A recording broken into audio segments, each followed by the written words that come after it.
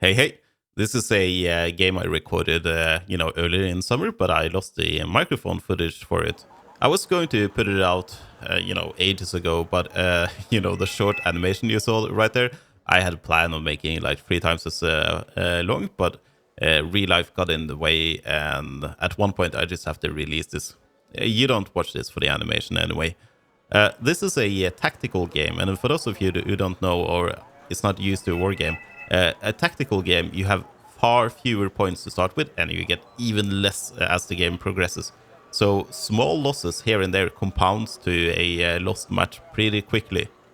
And additionally, I'm playing ASF, and ASF is pretty controversial, especially in tactical, because all the points that I'm spending in the air, it doesn't impact the ground situation, and it can quickly become a situation where I'm basically starving my team of ground units. So you have to be really smart about how you do it, and it's very easy to lose your air units as well. So you lose them pretty expensive units for no gain. So I'll be going over some of the pointers I have for making smart decisions here. But know that as an ASF player, you can get into the position where you are unable to impact the game at all. And it's especially if the enemy amasses a critical mass of long-range SAMs. There is an argument that because they're spending so much points on those SAMs, that you have impacted the battlefield, but it's not fun like that. Now, my starting units are two of my favorite for this kind of game. The BTR Seti Skresnet, which has a big AAA gun, and manpads. They're really good at suppressing helo rushes if they occur, and they are devastating if they do. So for a cheap point, I really like them. Additionally, we have the CV is a Hilo CV, but it's the MI8 MTV that has the S13 rockets, and they can eliminate infantry squads in the open pretty quickly. So I think they're a pretty good deal. I'm sending the manpad teams over to the ridge there. It's quite common that you see a scout helicopter or an entire helo rush there, and it gives you advanced warning, and maybe you'll shoot down like a helo or two. I really love the MiG-31M. It has such a long reach out and touch distance, and the radar is pretty good. Now, the Tomcat arguably is better because you can get two of them, and due to how probability works for missiles, it's a lot better.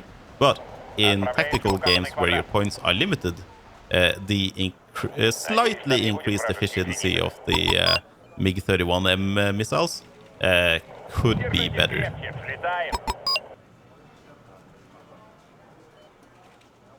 So far, the match is progressing as normal. We see the infantry gathering in the town in the middle there, and it's going to be a real meat grinder to keep control of this stuff.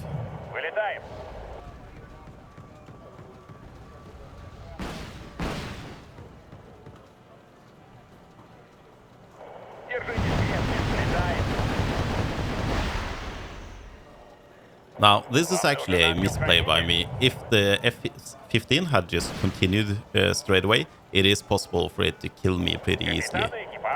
On the other hand, I can now see the Tomcat is out in the playing field and just retreat right away. If you do it the moment you see it, you can probably get away before the missiles touch you. And that's also why I retreated with the Su-75. But down here, we have a scout helicopter coming over the ridge, just as I predicted. So those guys have earned back their place pretty okay already. Now, a scout helicopter by itself is not a big deal, but if the enemy has artillery, they can wipe out our CVs in the beginning of the match, and that's quite... Okay, when I talked about the heal rushes earlier, and this is why I love the manpads and the Skresnet. They only took out like one or two helicopters, but it also gave us advanced warning so we could do something about it. And as much as I love the MiG-31, it's the SU-27 that we need to deal with the helos. If you don't have any heaters, I mean, what are you doing? You have so few points, you have to have some flexibility.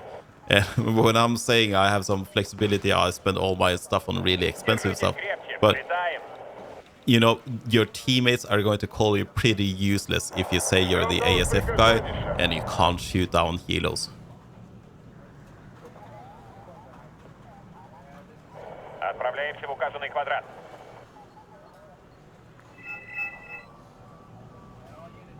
Ждем новых приказаний, сэр. Подвести?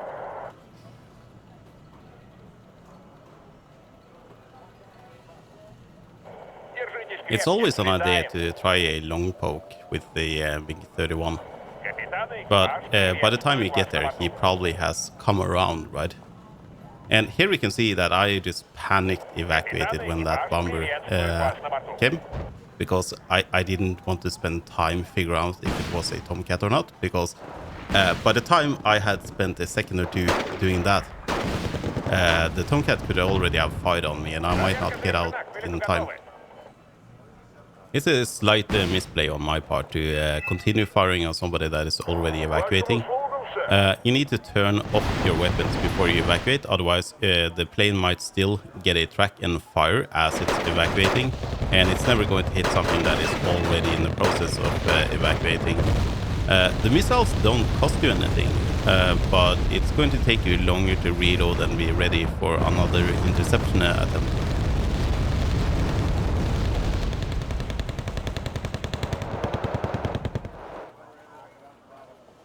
Now, ideally, this manpad squad is going to be protected by a cheap infantry squad right in front of it, because the enemy tends to send infantry to hunt them down after a while.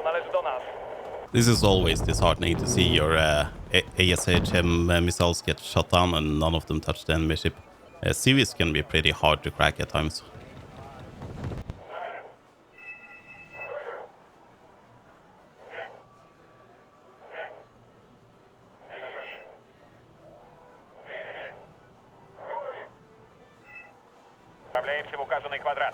Getting firing angles on enemy infantry with a helicopter can be kind of difficult. I think I didn't handle this properly. I should have just put my helicopter stationary instead of trying to move it around. And if I could hit the enemy infantry, good. Otherwise, don't spend time trying to get into position and get into hover and be ready. And by the time you do that, the enemy has disappeared again.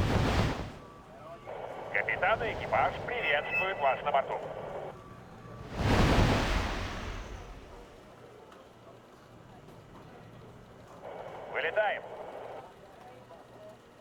This isn't really something you want to see, that your supply vehicles get turned to the other side in your backlines. But at least it will serve as a kind of early warning.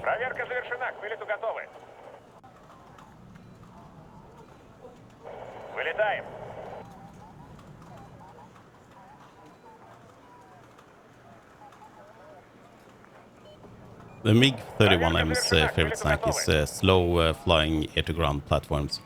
It's a real good use for the long-range missiles. But this is a trap, and if I didn't evacuate now, immediately you can just tell on these missile tracks that I would have been in a lot of problems. Getting a firing solution on enemy infantry in the forest while you're also above the forest is pretty much impossible. The Hind is in a good position, but he can't spot them when he get far enough out to actually do that. So that's why I deliberately put my helicopter in harm's way, just to spot for the Hind. The Marines would probably kill my Mi-8 there if I didn't have the Hind there.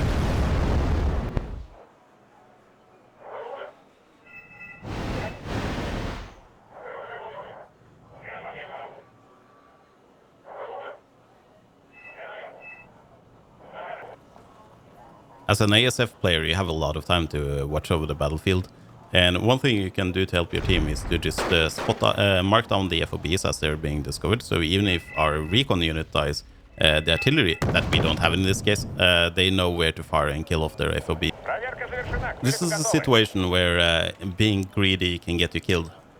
I'm firing for the first aardvark, and I could have gone for the second one, but the moment I saw that Tomcat, I'm evacuating out of there.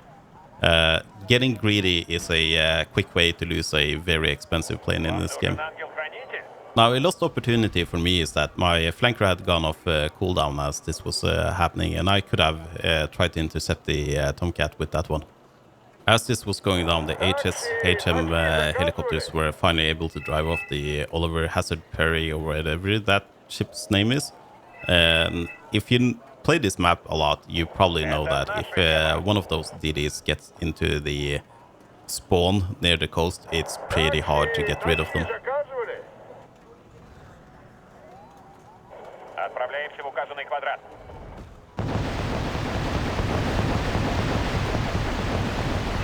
This is a typical play you can see by ASF players. They'll try to provoke a response by me, for example, flying a flanker close to the enemies. And you will see now that since I'm turning away, the eagle, he's smelling blood. And while he's doing that, I'm sending my MiG-31M in to try to take out the Thunderbolt there. And that's because my missiles have a lot bigger chance of taking down that rather than the eagle. But if that eagle had just gone straight into my MiG-31 instead, I think it could have killed him. And it's just pure luck as well that my flanker survived there. So I didn't execute this correctly, but this is a typical thing. Direct the enemy's attention away from the spawn and spawn something right behind them. I think Warno does this better now by adding some delay from you're sending in the air forces until they actually arrive. That said, I haven't played Warno since the initial beta came out. Maybe I should check that game again.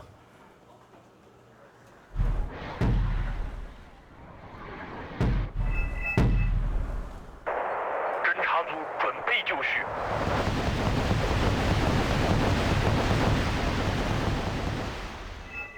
Here's a tip. Never send a Tomcat against helicopters. It has terrible heaters and AI behavior for doing that. And the Tomcat is going to get punished here because he's so far out now that my MiG-31 can just chase him all the way out to the sea. And it has 6 missiles. That's a lot of chances to kill him, you know.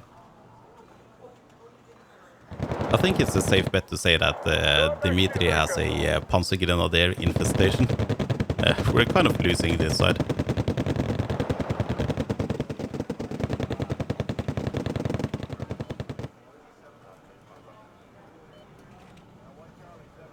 I mentioned earlier that it's pretty easy to starve our teams of ground units by hoarding points as an ASF player, but don't be afraid of getting infantry into positions where you think they're needed ASAP. A huge benefit by winning the ASF war in a tactical game is that due to the low point income, the enemy is going to take a lot of time to respond to any changes in the air situation. And that means that you can enjoy the benefits of heavy bombers for as much as 10 minutes completely unopposed. This is a poor use of my helicopter, I think. Those boxes, they don't really contribute much here. And those rockets could easily destroy a squad per salvo. So it would have been a lot better to just keep onto my rockets and just wait for an infantry squad to present itself. К вашим услугам, сэр.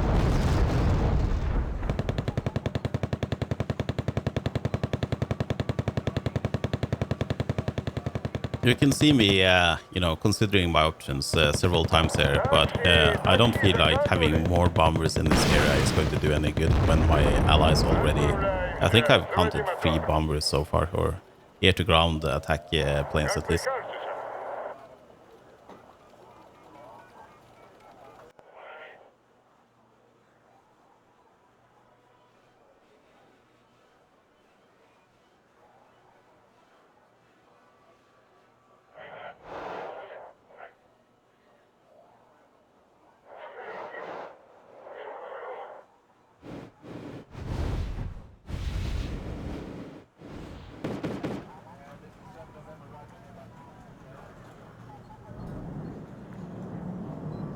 This is a flying too close to the sun situation.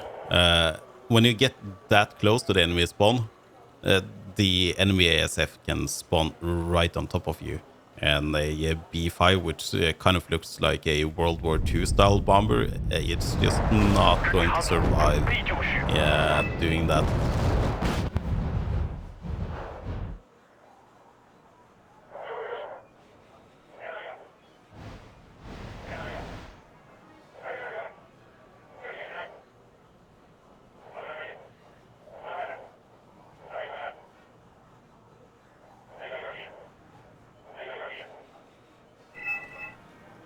Our side has pretty much gained control over the center of this match, and we're slowly pushing them back to the base, but the blue 4 is still holding on. Проверка завершена. К вылету One thing готовы. I can Наши do небо. to influence this match at this point is to spend my saved points on a DD and sail it up to Anna. The Changshu is a pretty good cost-effective DD. Its series is fairly good, actually. I previously mentioned how it is a death sentence to get too close to the enemy spawn, Капитан и экипаж. but in this sort of Приветствую вас, situation командир. it's equally a death sentence to leave the spawn for the enemy, because I don't have to be afraid of enemy SAMs anymore, so I can get further and further closer to his center. Previously I would never leave the area about, say, Elena here, but now I'm fairly comfortable getting to just about center here, and I'll be more aggressive in shooting down the enemy's planes.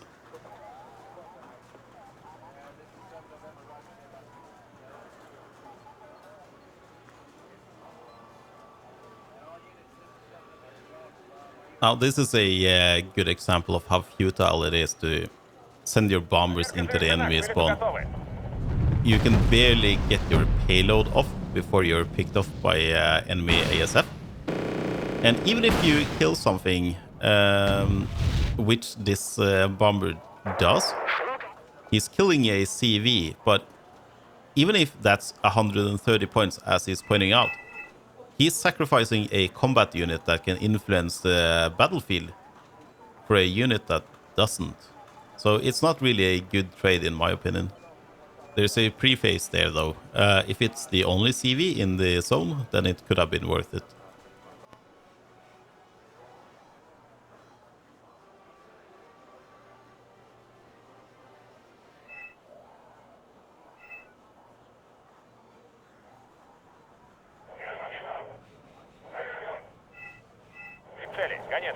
This is a bit risky on my part.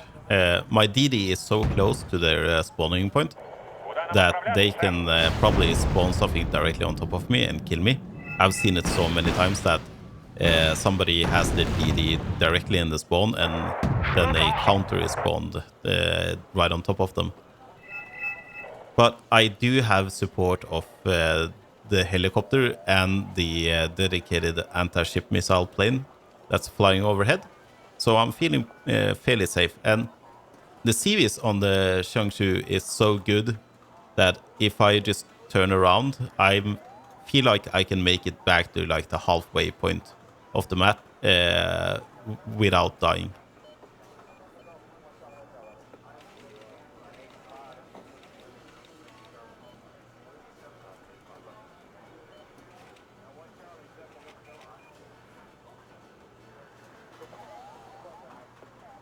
Another way to make it safer is just to spawn a second one and let them cover each other. This is a total flex, though. It's basically game over for the blue 4 at this point.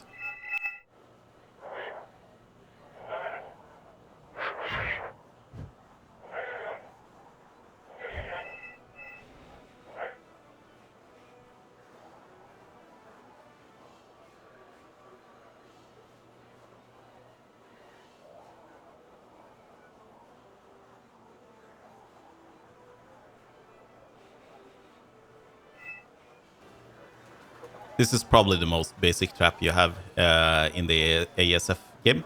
You send a bomber or something low value to grab the enemy's attention, and then you have 2 or even 3 in this case fighters off to the side that ambushes them as they spawn.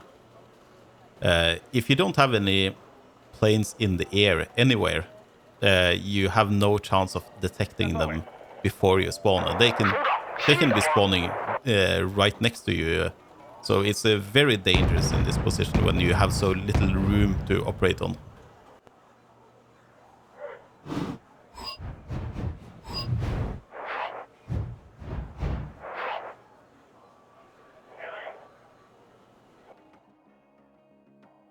Now, I didn't contribute that much to our victory, but more importantly, especially in the tactical game, is that I didn't lose much either. The point value can really swing a game, so play conservatively. Anyway, this was fun. I'm not planning on making a lot of Wargame videos because, quite frankly, I don't play it that much anymore. And even when I do, it's only these tactical ASF ones, which I imagine it won't be too fun watching the same stuff happening over and over.